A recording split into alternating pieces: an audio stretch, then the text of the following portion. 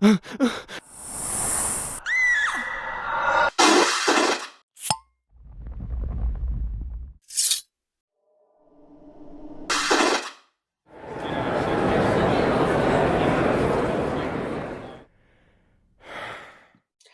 and welcome to the Supernatural Track here at Continual. I'm your host, Gail Z. Martin, and tonight we're not going to talk about Bruno. We are going to talk about Benny for a whole hour. So let's dive into that. Before we do, let's let our wonderful panelists introduce themselves, starting with Anna. Hi, I'm Singing is optional. I'm Anna Kensing, and I'm not going to sing, but I have been a fan of Supernatural pretty much since the very beginning. I watched the first couple seasons live, took a brief break, and I came back to it later.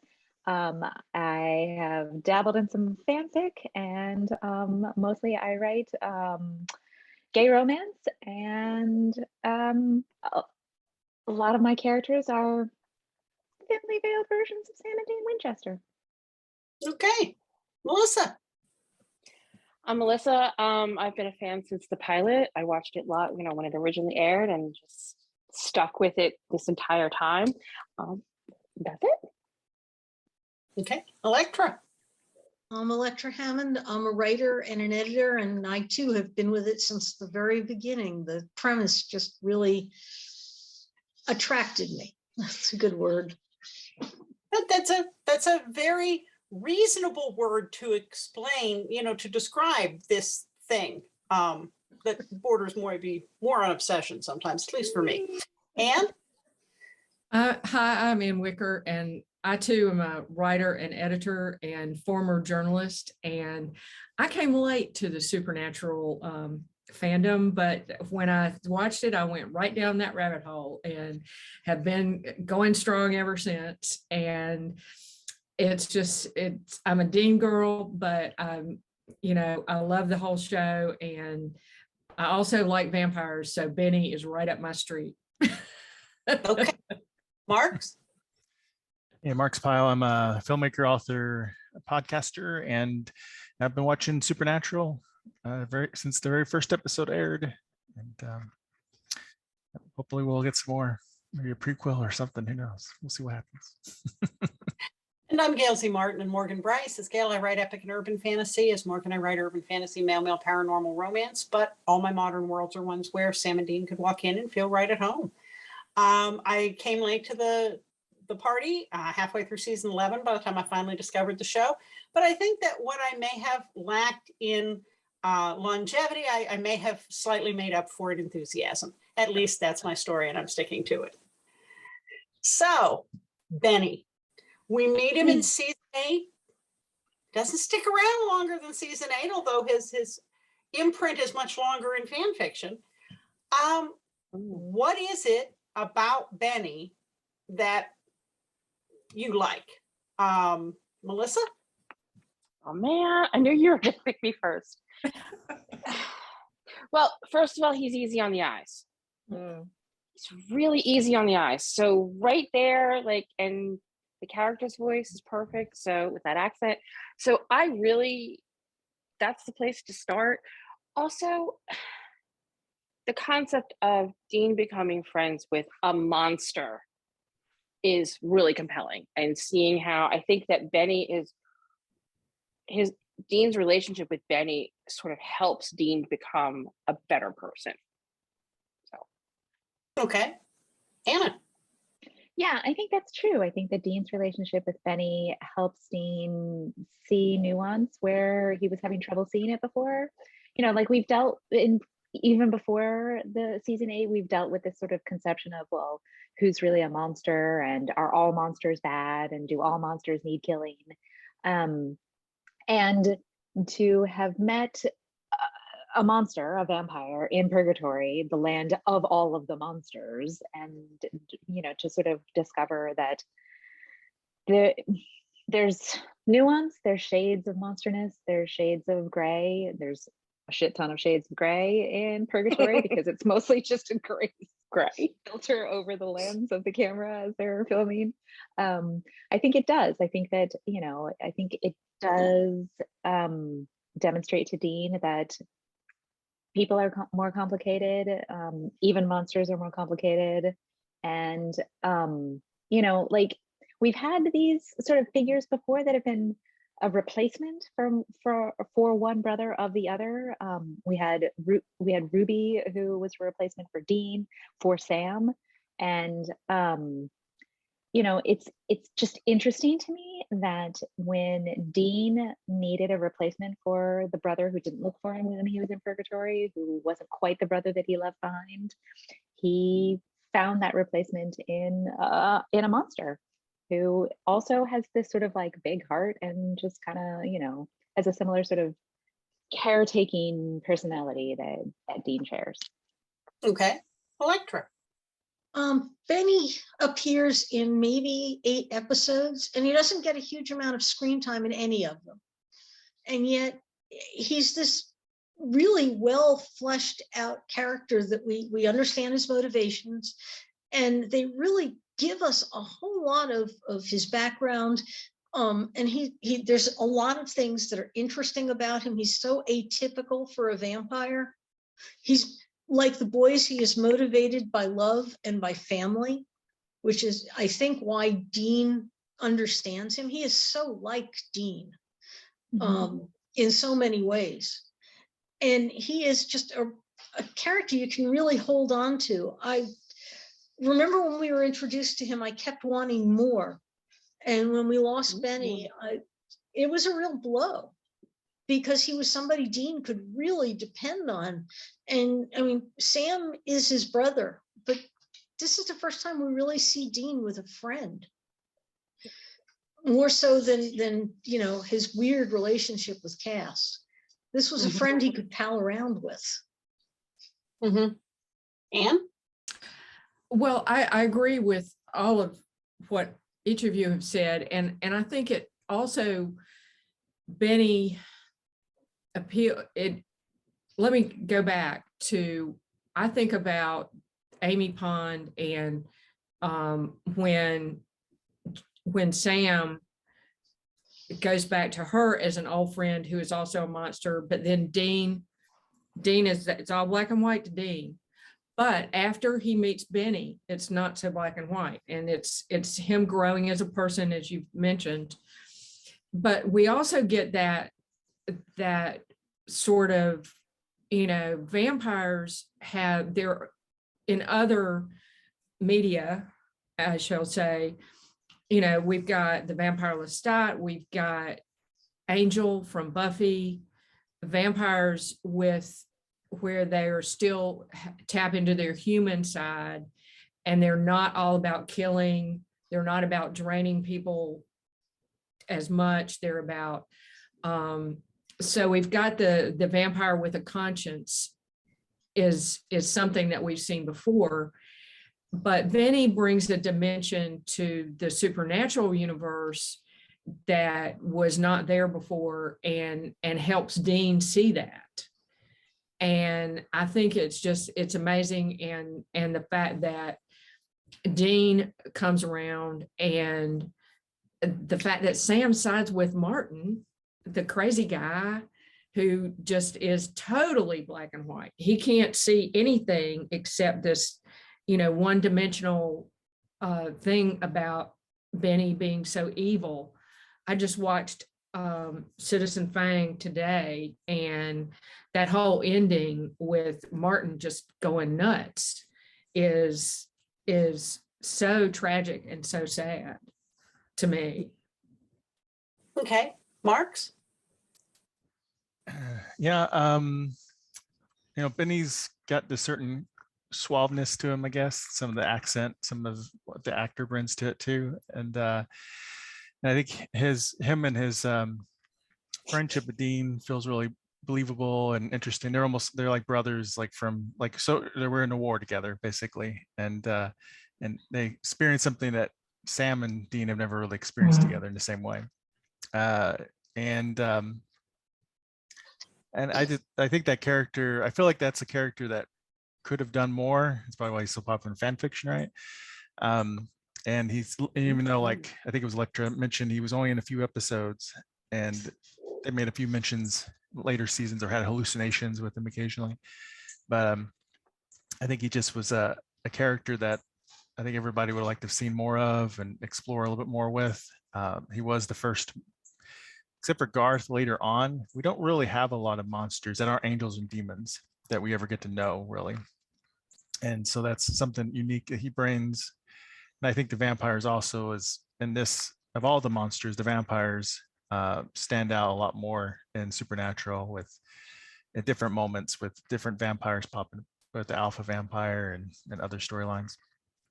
So anyway, so it's the suaveness, the charisma, that anti-hero type character that we like from Spike and Angel, and that works so well with vampires. I think that's kind of made him so memorable. Okay. Yeah, I think, Supernatural loves its mirrors. They love to have one thing happen to one of the brothers, and then later on, something similar happens to the other brother, and we get to see things from the other side. And there was certainly the Amy Pond situation where Sam could see more than just the fact that she was a Kitsune and Dean couldn't. And then after Benny, Dean apologized. Dean realized what he did and could see it in a completely different light. So yes, it was definitely some character growth. And I think, I'm certainly not a fan of the Amelia storyline. Jared has said he wasn't either. I'm strictly sticking to the headcanon that it was truly all a hallucination. But I like that. But I think that there were Benny and Dean have a relationship that Sam and Dean could have had if they hadn't had 8 years of heaven and hell and everybody else trying to drive a wedge between them, which led to bad decisions and all kinds of complications. Dean's relationship with Benny was pretty uncomplicated. They were met in a war zone. They had each other's backs. Heaven and hell were not trying to game them or play them against each other. And so I think it shows us what that relationship could have been between the boys if it had been possible for it to just be hunting and not all of the apocalypse crap. So what's your favorite Benny episode and why? Elektra? That's, I think maybe Blood Brother, when they go back to where Benny came from and he calls for help and they take out the vampire pirates, and you get to find out where Benny came from and that he did all of this for love, and how there were a group of vampires that were taking out ships and they were taking down the crews, and this is how they were surviving, and there was one big vamp that was in charge of the whole deal, and this was how they were living, and he decided to go after the guy and he was unceremoniously murdered. And it's you get so much of his backstory in there, and then you find out he's been betrayed, and then him and Dean take care of business. Okay. It's just so Dean. So Okay. vampires? Vampirates, yes. Oh, yeah. Yes. Pirates. Vampires. Vampires. And Well, I like that one too, Elektra, but I think I really love Citizen Fang, where we find out even more about his background and growing up in Karen Croc, Louisiana, and going back there and working in the diner with his great granddaughter, I think it is. And we just get to see a side of him where, he's doing his everyday thing, and he's basically human. Mm-hmm. But he's also a vampire. And then, Sam throws the whole spanner in the works and has Martin following him around. And it's not clear to me, though, in that episode, what was Sam's motivation except jealousy. And it just, I hate that for the boys, because I'm like Gail. I know that Gail doesn't like to see the boys being at odds with each other, And but it's, why did Sam go out on a limb to help Martin? That was not, it was kind of a weak point in that storyline. But I did like the fact that the back and forth between Dean and Benny and the renewing of that bond between the two of them as Benny had figured out that Desmond, the rogue vampire, was killing people, trying to recruit Benny back. And then the complication with Martin, and which caused more conflict with Sam, which was all very unfortunate, but I think it was a good storyline if they could have not put so much of a wedge between Sam and Dean, because Sam needed to come around. I wanted Sam to like Benny too, Unfortunately, that didn't happen until later, but I really haven't. I mean, my heart just broke for Benny when in that scene where he goes back to try to save his granddaughter and tries to talk to Martin, and Martin is just off the deep end, as my mother would have said. And it just, my heart just broke for him. Okay. Marx, how about you? Yeah, I think those two episodes are the best ones. They're most focused on Benny. And I like them for different reasons, like both of you have said. I think Blood Brothers is my most satisfying of them because he faced his past and it had that whole story arc that was really focused on Benny. He got to kill the old man and then found out his love was just as bad now, and had to it was Dean that killed her, right? I think. And yeah, and had to move on from that part of his past and the vampires, which is an interesting idea. And I think Citizen Fane is very well written, but it's frustrating because of what Anne said. Because I think that was one of the things that I think Sam was just very annoying this whole season, to be honest, because between his storyline with what we call it, that one woman, and who we don't talk about. We don't talk about Amelia. We don't talk about her. And then his jealousy, because it was just a lot of jealousy. My wife was very passionate about it. She said, make sure to mention that Sam was a big whiny jerk during the whole season because of it. So I feel like he needed a stronger motivation than that and everything, because it's very un-Sam-like to just assume that a monster is going to be evil, and especially when it helped his brother and stuff. So that's the thing that kind of tarnished Citizen Fane a little bit. But otherwise, it was very well done story and had nice twists and a lot of tragedy, but well written tragedy and elements for Benny in there. Well, hold on to those thoughts about Sam, because I want to come back to that in more detail next. But first, let's get Anna and Melissa's thoughts on favorite episodes. So I agree. I think probably Blood Brother is my favorite in terms of getting, sort of Benny's backstory and motivation. But now that we've talked about Blood Brother and Citizen Fang, I'm going to say Taxi Driver. When Benny, it's not entirely selfless, although Benny is a good guy, and he goes to bat for his family. He went to bat for his fellow vampirates. He went to bat for Andrea when he was in love with her. He went to bat for Dean all through Purgatory and afterwards.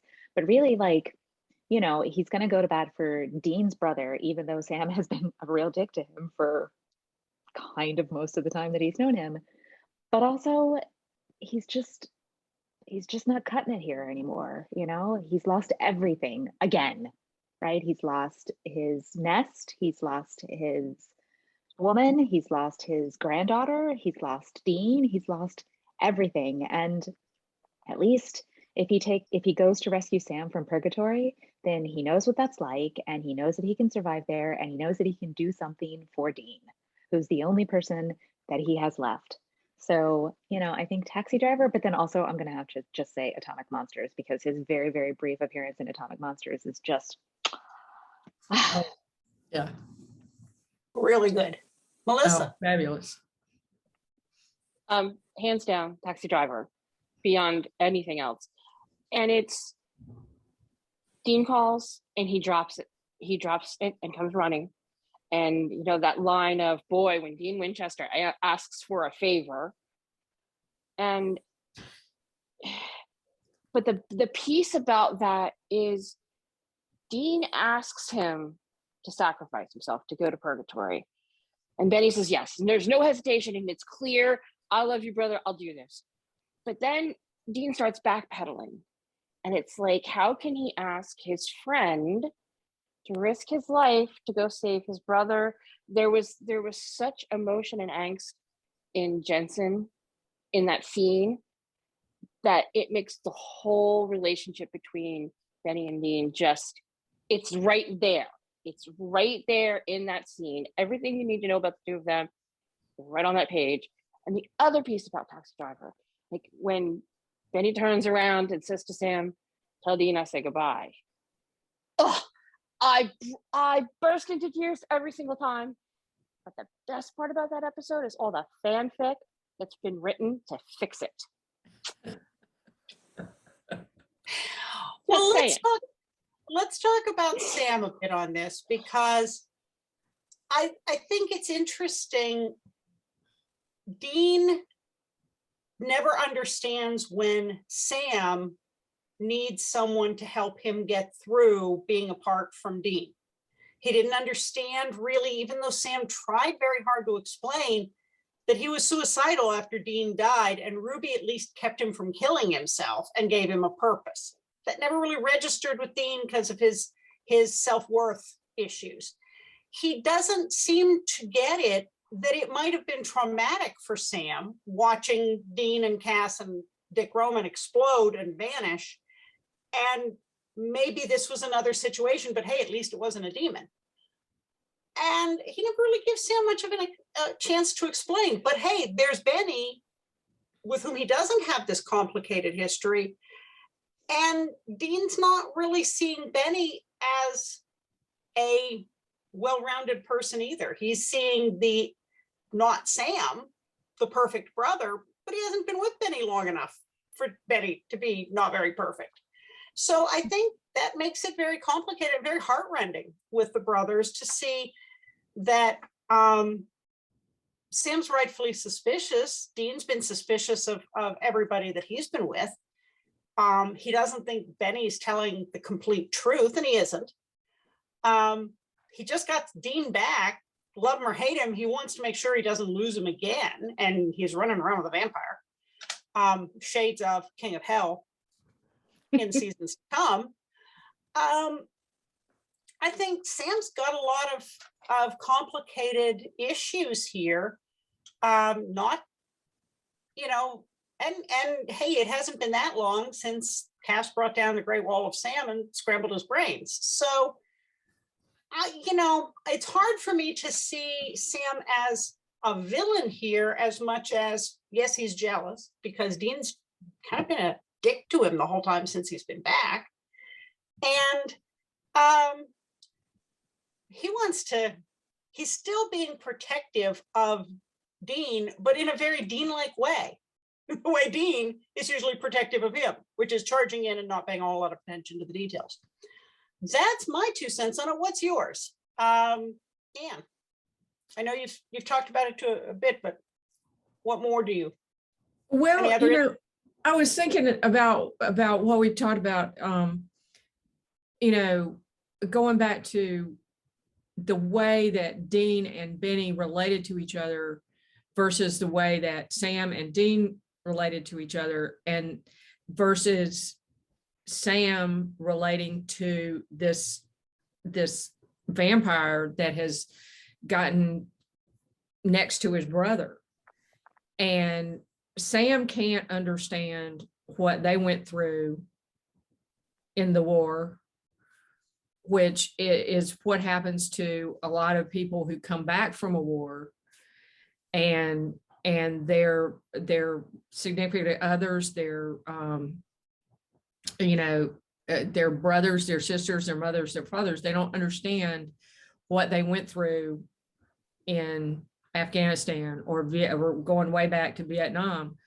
They don't understand. And so Dean has that bond, that extra bond, as you were saying, with Benny, and Sam's motivation here, is not clear to me, because I thought Sam knew better, because of Amy Pond, because of other things. What are you thinking, Melissa? I'm sorry. I didn't mean that to be like I see you thinking. So Dean is jealous of Amelia because he thinks that Amelia can give Sam what Sam really wants, that perfect picket fence life. Right. Sam is jealous of Benny because Benny can give Dean what Dean wants, that perfect hunting partner who's never going to want to leave him so Dean is never going to wants to leave him for apple pie or anything. I think that's Sam's jealousy. It's that Dean sees in Benny this perfect brother instead of him, who's tainted by demon blood, and that Dean still thinks he wants to run off with a girl.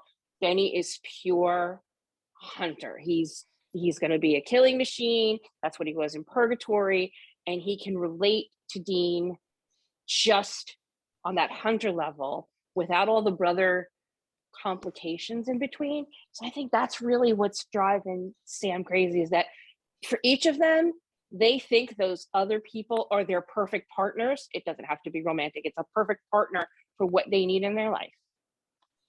I think you're. And I was going to say, it kind of harkens back to the Siren, who gave them what they wanted, that perfect brother, in a different light. Yeah. Mm-hmm. Yeah. And Sam says this when he's confessing, right? When he's confessing his sins in the church, and, Dean stops him from, giving himself up to save the world. He says, who are you going to pick next to replace me? Another, an angel, a vampire? Like, he specifically mentions Benny, not by name, but yes, absolutely. Sam thinks that Dean thinks that Benny is the best replacement brother that Sam should be and can't be. Well, and Dean tells him straight out that he is when he's under the influence of the cursed coin, and that Benny is a better brother. So if anybody knows how to cut someone to the quick, those two do. Oh, right? Yeah. Well, and Sam doesn't search for him, right? Like, Dean's alive, he's in purgatory, and Sam spends an entire year getting it on with a girl who, we don't talk about Amelia, but like, there's a dog too. There's a dog too. And the dog, I have nothing against the dog. The dog is delightful. But Sam doesn't look for him. Dean would never just give up.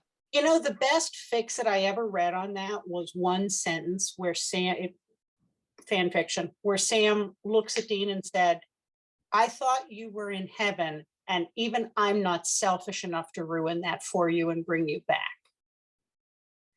Good. And I thought, okay. He knew he wasn't in hell. Now, why, after a season and a half of talking about purgatory, he didn't at least think to, when you lose the car keys, you don't think you put them in the freezer, but when you run out of other places to look, you go, I might as well look in the freezer. So Dean wasn't anywhere else. He might as well look in the freezer. You talk about the mirrors. Mm-hmm. The mirror here somewhat is Dean spent what ended up being 40 years in hell. And time passes differently in purgatory as well. So we really don't know how long he spent there, running through there with Benny. And when he got out and found his way to Sam, part of what Sam was bothering him about was Cass. And there was that whole line of what happened to Cass that Sam didn't find out, and we, the viewers, found out very slowly. But once again, Dean didn't want to talk about what happened in purgatory, and Sam didn't push him on it. But, Dean's got PTSD again. I mean, he spent at least a year in purgatory doing nothing but running away from monsters.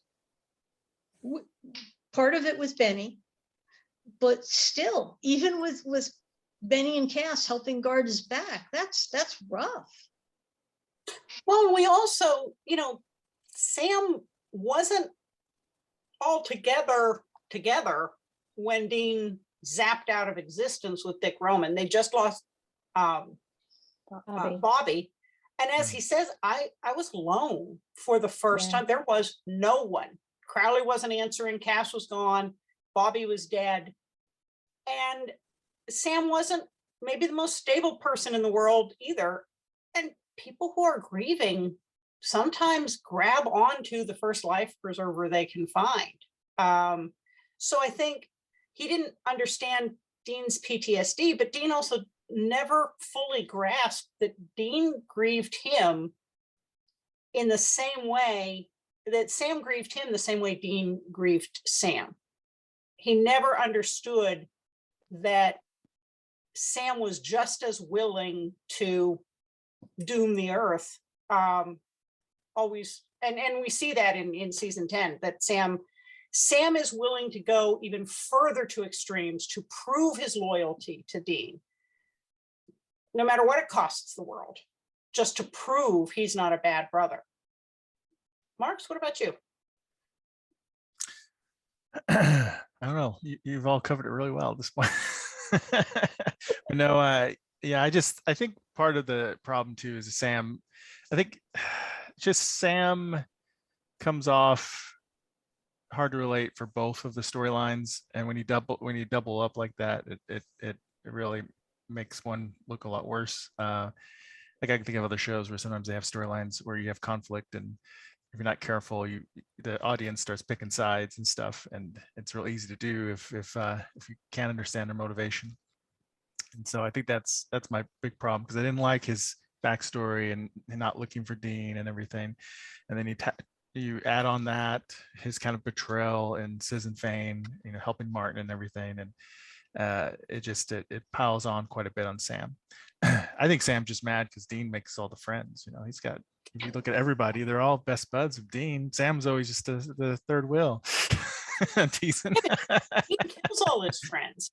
So He does kill. it makes a friend kill. I mean, kind of hard. Well, and Sam says that when Dean says he needs to take care of a personal problem, and Sam's like, "What are you talking about?" And Dean says, "Well, part of personal, are you not understanding?" And Sam's like, "The personal part?" He's like, "Fine, I need to help a friend." And Sam's like, "You don't have any friends. Not that I'm lying anymore."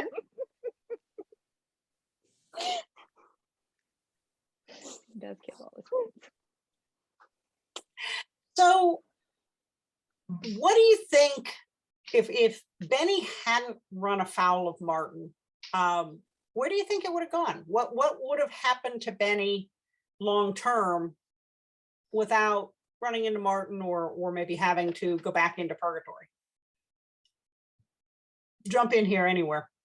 I think maybe I like to think that maybe he would have been able to stay with his granddaughter for at least a period of time, and sort of lived what was probably his life cut short, when he became a vampire.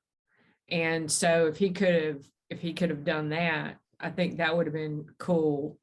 But again, if Desmond turns up, if other vampires that knew him back when turn up, looking to rebuild some sort of a nest, then he's going to have the same problem, that he's going to have to move on somewhere.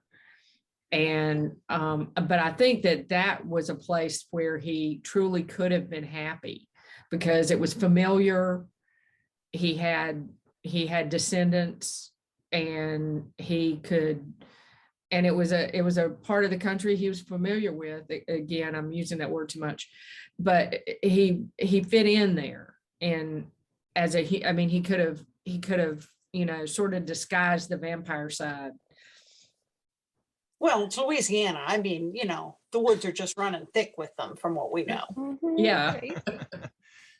And Chicago. Anne Rice had that in a number of books, where older vampires would watch over their descendants and do it from a slight distance and keep track of them and help them out quietly. When it became obvious they weren't aging, they would slide off to a slight distance, but they would still keep an eye on their family as sort of a guardian figure.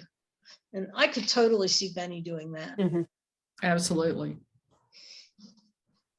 So my headcanon, he's there for a while. And when the other vampires start showing up to take him out or get him to join them, then, Benny's got the world's best hunters on speed dial. And he decides to maybe, in addition to working to the diner, maybe he should start specializing in taking out the vampires in the area so that it's safer for him, safer for his family. And I could absolutely see him, Dean, and Sam working together, going on road trips, taking out nests, no problem. And then going back home and working the grill. Mhm. Yeah, he would have made a great hunter. I would like to have, they could have had him on a mission to try to kill the alpha vampire or something, and because that actor and character was great. I would have loved to see more of him too. Dean wouldn't have died in that barn if Benny had been there. Oh, Just saying. It's true. Well, and Sam was able to get past everything that Cole did to him. I think he could have come to accept Benny after he and Dean straightened out their relationship, and they no longer saw a threat to their bond, because that's really what both of them always act out badly about, is some sort of threat to their connection. I think Sam would have come around to Benny in the long run. Anna, how about you? Oh, yeah. I think Sam would have come around to Benny eventually in the long run. I completely agree with that. And I think that I too love this idea of them being sort of a bit of a threesome and, calling on each other when necessary. And I think that they could have come around. I love that idea. I read fanfic about that. It's my favorite fanfic ever. But I just don't know that would have lasted longer than 5 or 10 years. I think eventually Benny just had a hard time finding his place in this world. And if it weren't for Martin, it would be another hunter. If it weren't for, Cole, it would be Gordon has been long gone by now, but it would be somebody like Gordon, somebody like Martin, and Benny would never be safe. And I think that's sort of running all the time. At a certain point, Benny just doesn't want to run anymore, and he just can't do it anymore. And so that's part of why he agreed to go back to Purgatory to rescue Sam. And he knew all along, Dean and Sam and everybody thought that Benny was going to bring, Sam was going to bring Benny back and everything would be fine and we'd all live happily ever after. And Benny knew all along that as soon as he said yes, end of the line for him. Yeah, and I think that at some point, and maybe it would have been 10 years, 20 years, I don't know. But I think at some point, Benny would have been like, can't do it anymore. And he'd have found a way to, and maybe it would have lasted through the lifetime of Sam and Dean. Yeah. Maybe that. I would have loved to have seen Benny show up in Apocalypse World, because he would have done great there as an alternative to Purgatory. Or even if he'd have lasted long enough to go into Apocalypse World instead of Purgatory and stay. He would have belonged there. And that could have been really cool. So I think, go ahead. Oh yeah, go ahead. I'm sorry. This makes sense before I forget. I have a halfway serious idea. You could do a spinoff. Benny and Garth team up to go on adventures together in a buddy comedy type hunter show, and it'd just be like Fane and Claw. It'd be great. I would, he's a good straight man. Love it. Poor Benny. I'd watch that in a heartbeat. Oh, Yeah. absolutely. Yeah. Fang and Claw. That's great. Absolutely. Far better than Bloodlines. Or throw in Rowena and you've got, Oh, the yeah. the werewolf, the witch, and instead of a wardrobe, you've got a vampire. Fang, claw, and wand. Yes. Fang, claw, and wand, yeah. Yeah.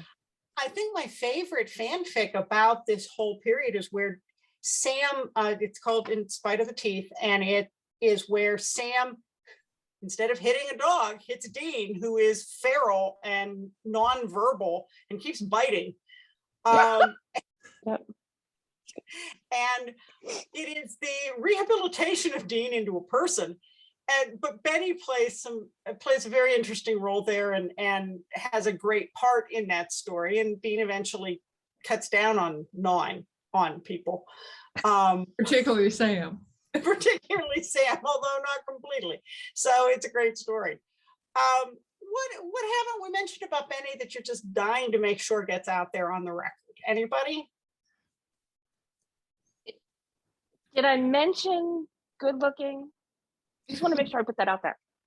Okay. Well, I love the hat, the Greek fisherman's hat, and you mentioned the accent too, Melissa.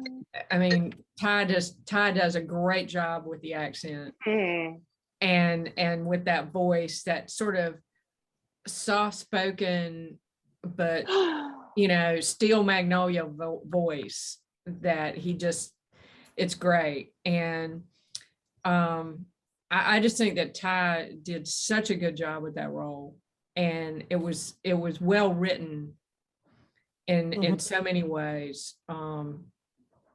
And of course, I think that he had Jensen and Jared to bounce off of in such a good way too. I mean, they tend to bring out the best in their guest stars. They do. And Jensen is the reason why Benny shows up in Atomic Monsters in that dream sequence, because they needed a character to fill this sort of brother in arms kind of role in that dream sequence. And Jensen's like, what about Benny? And, the powers that be were like, if you can get him. And so he called him up and he's like, dude. And Ty Olson was like, I'm filming right now. I'm filming today. I'm filming day after. And I'm on a plane tomorrow. I think also, as much as we would have loved to have seen Benny stick around, they were still very much keeping the boys isolated. The idea that they didn't have a backup support. Later, they do get more of that with Crowley and Rowena and Cass on a good day and Garth, but season 8, there's still, the verdict's only on good I days. know. That's why I'm laughing. But Bobby's gone and they wanted to keep them isolated for other plot reasons. So they really, same reason they burned down, the Roadhouse. They wanted to make sure the boys were isolated because they make worse decisions that way. Well, and this is the season where they started nesting in the bunker. Was the same season where Benny came into it. But this is also the season that sets up the real fault lines in season 9, which is one of my least favorite seasons for the trauma that the two of them go through against each other and how they just. So, and this season sets up season 9, which is sort of too bad. Well, it also sets up season 10 with Sam, which I do love. Yeah, I like season 9 after they get back together again and aren't fighting with each other. But it does set up Sam's utter single-minded obsession with saving Dean from being a demon and from the mark of Cain, regardless of the cost, because he's just not going to fail again. And so maybe we had to see the failure here to explain why he thought any of the things he did in season 11 were a good idea. Well, folks, we've covered a lot of territory about Benny, and I think we all agree he's a character we would have loved to have seen more of. But before we wrap up, because of course we're out of time again, let's go around and let everybody know where they can find you online, starting with Marx. Hey, you can find me at marxpyle.com. Also genretainment.com and on Twitter at Mr. Marx. Very good. Anne? I'm on Facebook and Twitter as Ann Wicker. And you can also find me often in the Team Free Will North Carolina group and on Continual. And I'm on Instagram as Ann.Wicker2. And just like I said, it's some variation of Ann Wicker, and you got it. Elektra? Elektra Hammond, you can find everything at untilmidnight.com. Very good. Melissa? Melissa, and I can be found on the Team Free Will North Carolina Facebook page, here on Continual talking about Supernatural, and on Twitter and stalking writers on AO3, Bia_Deans_girl. Okay. And Anna? You can find me at annakensing.com and on TikTok at annakensing_books.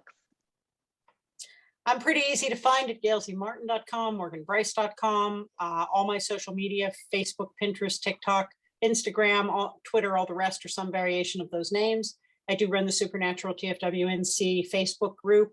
I am a staff columnist for the Winchester Family Business blog, but most of the time you can find me here on Continual. So thank you again to all of you for spending time with us tonight and having a wonderful discussion about Benny. And thanks to all of you for watching and listening. There'll be more Supernatural coming up on Continual, so we'll see you online.